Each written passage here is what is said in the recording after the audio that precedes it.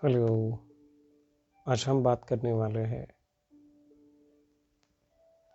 शिक्षा तथा अध्यात्म। शिक्षा और अध्यात्म में क्या अंतर है और शिक्षा तथा अध्यात्म को हम अपने जीवन में कैसे उतार सकते हैं और शिक्षा तथा अध्यात्म यह हमारे जीवन के कितने महत्वपूर्ण अंग है, इसका हम आज समझने का प्रयास करेंगे। तो सबसे पहली बात आती है शिक्षा क्या है। हमारे भारत में बहुत ऐसे महान विद्वान हुए जिन्होंने शिक्षाओं का बहुत समर्थन किया। शिक्षा लेने के लिए बहुत संघर्ष करना पड़ा। जैसे हम कहें कि डॉक्टर बाबा साहब अम्बेडकर, जो एक अस्पृश्य जाति में जन्मे और जिन्होंने शिक्षा प्राप्त करने के लिए इतना संघर्ष किया। हालांकि उनकी परिस्थिति अलग थी। एक अस्पृश्य होने के कारण उनको एक अलग तरीके से बिठाया जाता था, फिर भी वो काफ़ी अच्छे अंक से शिक्षा में उत्तीर्ण हुए। हम थोड़ा इतिहास जानने का प्रयास करेंगे। उसके पश्चात कुछ आगे जाकर के जब उनको पता चला कि शिक्षा कितना महत्वपूर्ण है, अपना महाविद्यालयीन शिक्षण पूरा किया उन्होंने विदेश में जाकर के। फिर भारत लौटे और भारत में लौटने के बाद उसके पश्चात उन्होंने शिक्षाओं को काफ़ी ज़ोर से उन्होंने समर्थन किया कि शिक्षा व्यक्ति का जीवन बदलती है। शिक्षा प्राप्त करने का अधिकार सभी को है और उसी के अंतर्गत वो महात्मा फुले तथा सावित्रीबाई फुले, राजर्षि शाहू महाराज, संत कबीर, भगवान बुद्ध, इनको काफ़ी अच्छी तरह से मानते थे और गुरु के रूप में उनका अध्ययन भी करते थे। तो उन्होंने कुछ ऐसे प्रसंगों में कहा कि शिक्षा एक शेरनी का दूध है, जो पिएगा वो दहाड़ेगा ही। तो ये काफ़ी रोचक लगता है कि सही में शिक्षा व्यक्ति के जीवन में कितनी महत्वपूर्ण है। कुछ समाज में कुछ ऐसे वर्ग थे जिन्होंने लोगों को शिक्षा से वंचित रखा और उसी के अंतर्गत फिर महात्मा फुले, माता सावित्रीबाई फुले, उनकी पत्नी, उन्होंने काफ़ी संघर्ष किया कि शिक्षा मिलने का अधिकार सभी को है। तो हमें जो अभी पढ़ना लिखना आता है वो उन्हीं की बदौलत है। उन्होंने दिया हुआ ही है कि आज हम पढ़ रहे हैं, आज जो भी कुछ ज्ञान हासिल कर रहे हैं, और उनके प्रति भी कृतज्ञता होनी चाहिए कि जिन लोगों ने विरोध किया एक अच्छे तरीके से, क्योंकि विरोध किया तभी तो शिक्षा इतनी फली बड़ी। तो शिक्षा इस मायने में हमें महत्वपूर्ण है कि शिक्षा प्राप्त करने के लिए कम से कम हम पढ़े तो सही, कम से कम हम लिखे तो सही, कम से कम हमने जो पढ़ा है लिखा है उसका चिंतन करके अपने जीवन में उतारे तो सही। शिक्षा इस मायने में महत्वपूर्ण है। शिक्षा का अर्थ केवल ये नहीं है कि हम महाविद्यालय में जाकर के, पाठशाला में जाकर के हम कुछ डिग्री हासिल करते हैं और वो डिग्री है जो भी पदवी हम हासिल करते हैं वो व्यक्तिगत रूप से हमारा जीवन यापन करने के लिए काफ़ी सहायक है, जिसके ज़रिए हम अर्थव्यवस्था तथा घर में अपने परिवार का पालन पोषण करते हैं, हमें अच्छी एक नौकरी या तथा व्यवसाय मिलता है। उस शिक्षा का एक महत्वपूर्ण अंग है। लेकिन शिक्षा का अर्थ जो भी हम पढ़ते हैं, लिखते हैं, उसका जो उपयोग है वो स्वयं के प्रति न रह करके समाज में भी उसका फायदा हो, जैसे महात्मा फुले जी ने किया, सावित्रीबाई फुले जी ने किया, राजश्री शाहू महाराज जी ने किया, या फिर स्वामी विवेकानंद जी ने किया, राजा राम मोहन रॉय जी ने किया। ऐसे बहुत सारे समाज सुधारक हैं कि जिन्होंने शिक्षा को आगे बढ़ाने के लिए भारत में बड़ा योगदान दिया है। तो शिक्षा इसलिए महत्वपूर्ण है हमारे लिए कि उन व्यक्ति के विचारों को, प्रेरणा को हमें अपने सामने रखते समय हमें उस पर मार्गक्रमण करना चाहिए। बात तो ये हुई कि शिक्षा इसलिए महत्वपूर्ण है। और शिक्षा केवल इस प्रकार से नहीं कि हम जो पढ़ रहे हैं क्या वो सही पढ़ रहे या गलत पढ़ रहे। हम जिसका भी अभ्यास कर रहे हैं, हमें जो किताबें आती है, हम जिस धर्म ग्रंथों का, किताबों का जो कुछ भी पढ़ाई करते हैं, वो तो हमें अच्छी तरह से पढ़ना चाहिए, नहीं तो हमें एक गलत संदेश मिलता है कि इस व्यक्ति ने सही में यही कहा है। कुछ ऐसे भी किताबें हैं कि जो हमें गुमराह करती है। तो ऐसे किताबों से तथा ऐसे लेखकों से सावधान रहना चाहिए कि हम उन किताबों को न पढ़ें और जो व्यक्तिगत वास्तव जिस किताबों में बताया गया है उस किताबों को हम पढ़ें। तो ये जो शिक्षा है, ये जो हम आजकल की भागदौड़ में हम लिख रहे हैं, हमारा पेन चल रहा है, हम अच्छे खासे पढ़ रहे हैं, हम इंग्लिश बोल रहे हैं, यह हमें ऐसे आसानी से नहीं मिला है। उसके लिए हमारे समाज सुधारकों ने बहुत बड़ा संघर्ष किया है। आजकल तो बातों को मॉडिफाई करके बताया जाता है कि शिक्षा ये है, this is education, this is spirituality, और बहुत न जाने क्या क्या बड़ी बातें कहती है। सार क्या है, हमें कहाँ से हुआ है, कहाँ से वो सार हमें मिला है, उन समाज सुधारकों को कभी भूलना नहीं चाहिए हमें। इसलिए हम उनका पुण्य स्मरण, इसलिए हम उनकी पुण्यतिथि, जन्म दिवस मनाते हैं, और मनाना ही चाहिए, क्योंकि उन्हीं के कारण हमें आज ये दिन मिले हैं। उन्हीं के कारण हमें शिक्षा मिली है, उन्हीं के कारण, उनके विचारों के कारण आज ये समाज जीवित है। उन्हीं विचारों के कारण हम अपने वैवाहिक जीवन में प्रगति कर रहे हैं। तो काफ़ी, जैसे अब्दुल कलाम सर भी है जो एजुकेशन एक्वायर करने के लिए, शिक्षा प्राप्त करने के लिए, शिक्षा ग्रहण करने के लिए काफ़ी जोर देते थे, क्योंकि जब तक हम शिक्षा प्राप्त नहीं करते हैं तब तक हमें सच्चाई नहीं समझ में आती। उस शिक्षा का अर्थ यही है कि सही और गलत को ठीक तरह से समझना, ये शिक्षा का अर्थ है। शिक्षा का अर्थ बिल्कुल ये नहीं कि हम किताबें पढ़ते हैं और वही मान के हम चल रहे। और शिक्षा का अर्थ ये भी है जो गलत लग रहा है उसके प्रति हम आवाज़ उठाएं, और जो सही लग रहा है उसका समर्थन करके औरों को भी प्रेरित करें। इस प्रकार से शिक्षा हमारे लिए महत्वपूर्ण है। और अध्यात्म ज्ञान, अब दूसरी बाजू है उसकी। अध्यात्म हमारा विषय ही आज का है कि शिक्षा तथा अध्यात्म। और अध्यात्म किसे कहे? अध्यात्म माने अधि आत्म, हम अपने खुद के प्रति जाने। जो शिक्षा ग्रहण किए हैं, जो हमें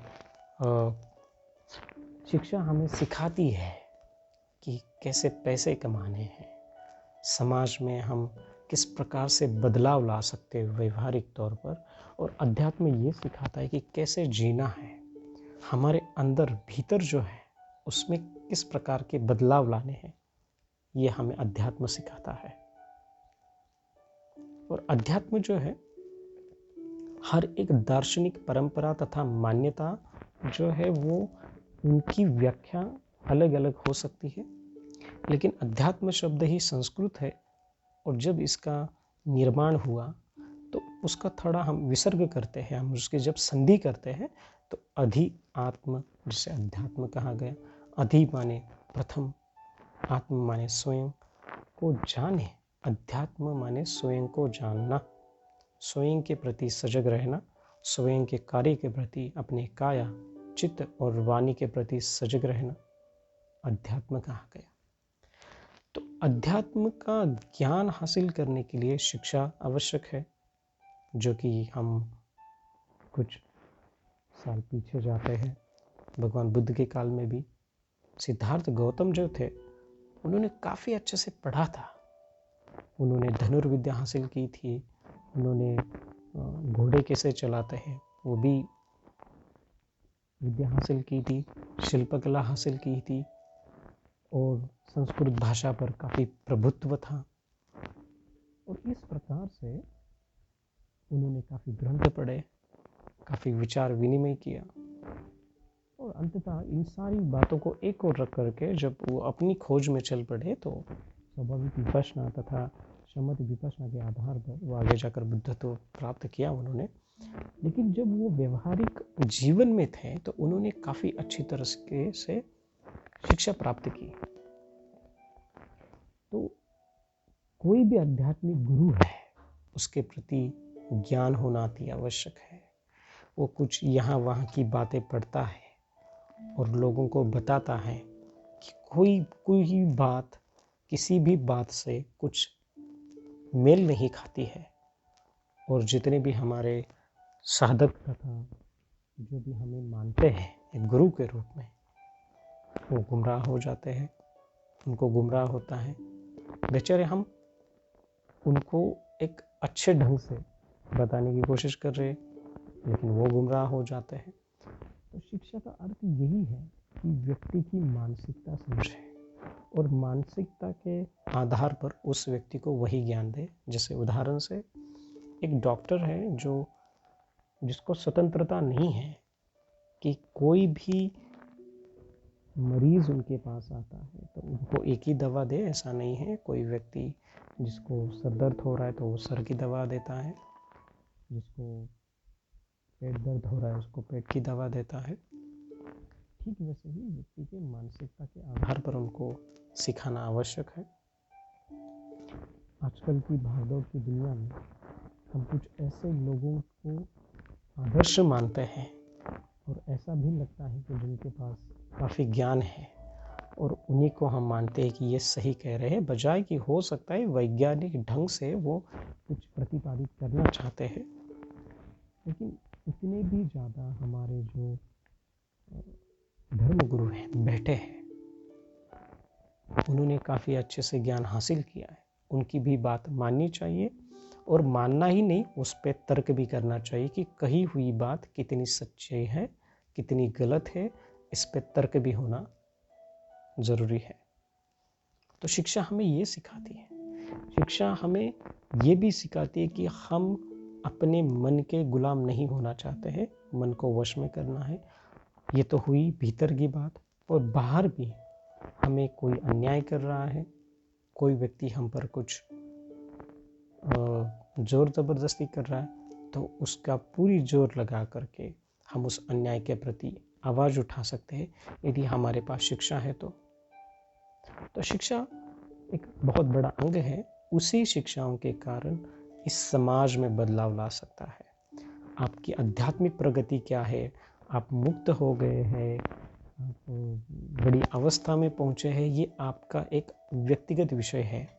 लेकिन शिक्षा इस रूप से आवश्यक है कि जो शिक्षा को हमने ग्रहण किया है, माने जो एजुकेशन पावर हमें है, उस एजुकेशन पावर का इस्तेमाल हमें समाज में बदलाव लाने के लिए करना है। जैसे आजकल बहुत सारे ऐसे लोग हैं कि जो ऐसे शिक्षक भी हैं कि जो समाज में सही में अपने देश को सुधारने का काम कर रहे हैं, अपनी विद्या से, अपनी शिक्षा से, अपनी एजुकेशन पावर से।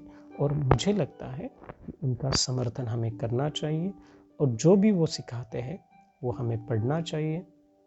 जिस भी प्रोफेशन में हम, जिस भी व्यवसाय कर रहे हैं हम, उस प्रोफेशन का पर्याप्त ज्ञान होना अति आवश्यक है।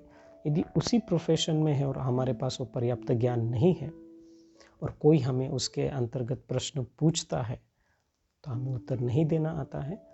तो जिस भी प्रोफेशन में हम, चाहे हम वकील है, डॉक्टर है, भिक्षु है, हम मोटिवेशनल स्पीकर है, हम इंजीनियर है, जो भी है, जो भी हमारा प्रोफेशन है, उस प्रोफेशन का पर्याप्त ज्ञान होना आवश्यक है। तो शिक्षा जो है, शिक्षा बहुत अति आवश्यक है। घर में बच्चों को पढ़ाना,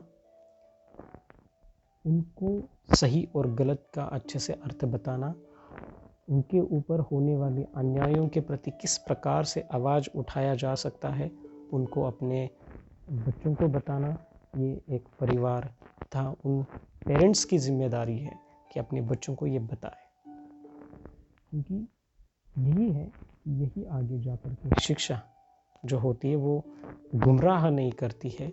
इस देश में कितना भ्रष्टाचार हो रहा है, इस देश में कौन किसको गुमराह कर रहा है, इस देश में कितनी अच्छी चीज़ें हो रही है, कितना देश विकसित हो रहा है, किस प्रकार से देश में अच्छे अच्छे प्रोजेक्ट्स बन रहे हैं और वो प्रोजेक्ट्स हमारे देश के लिए कितने हितकारी है, ये भी बताना है, ताकि बच्चे आगे जा कर के कुछ पर्याप्त शिक्षा धारण करके, उसका ज्ञान हासिल करके वो समाज में क्रांति ला सकते हैं।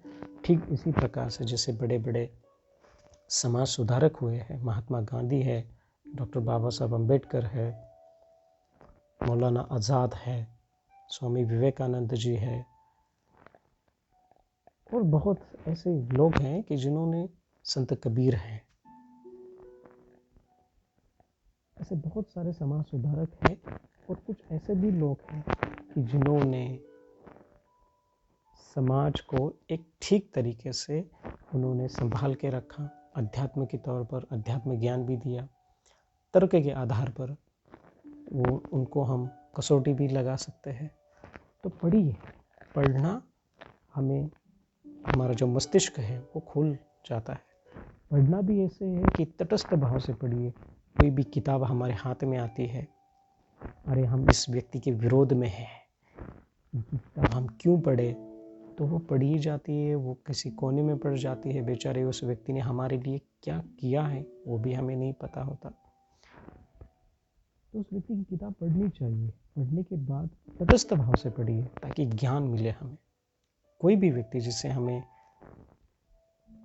जिनके प्रति मनमुटाव है, उनको पढ़िए।